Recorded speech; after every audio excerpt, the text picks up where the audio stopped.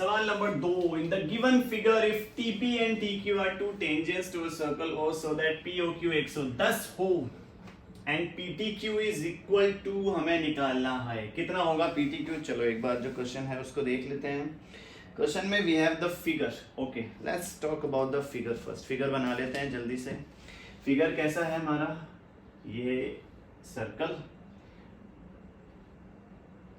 ये centre, okay, और ये किसी एक्सटर्नल पॉइंट से इस पे खींची गई टेंजेंट्स। ठीक है, कितने कितने एंगल ये हमें दे रखा है 110। This is POQ। हमें क्या निकालने के लिए बोला, PTQ, which means we have to find this angle. चलो बड़े ही ध्यान से समझेंगे, बहुत आसान सवाल और एग्जाम में आने के पूरे चांसेस हैं ऐसे क्वेश्चंस के। यहाँ पे क्या क्या हम निकाल सकते हैं कि सर ये टेंजेंट जा रही है, ध्यान से देखो। हमको पता है जब भी कोई टेंजेंट किसी सर्कल पे टच करेगी तो वो रेडियस के साथ में 90 डिग्री का एंगल बनाएगी, यहां पर भी और यहां पर भी।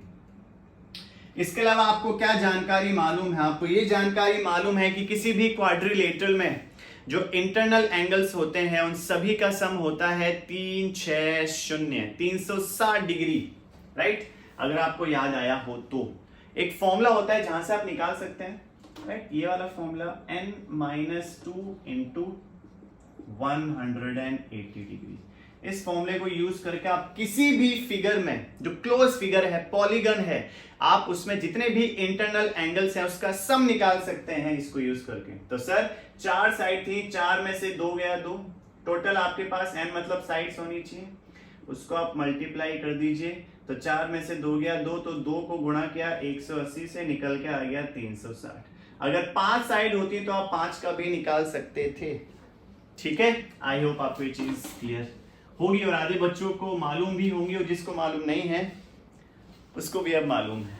चलो तो क्या लिख सकते हैं, वी नो दैट। सबसे पहले अच्छा इनको एज्यूम कर लेते हैं। तो सर हमने एज्यूम क्या करना है, जरूरत ही नहीं, हमारे पास पहले से है। तो POQ प्लस T बराबर है 360। रीजन क्या लिख सकते हैं आप, angle sum property of quadrilateral, right.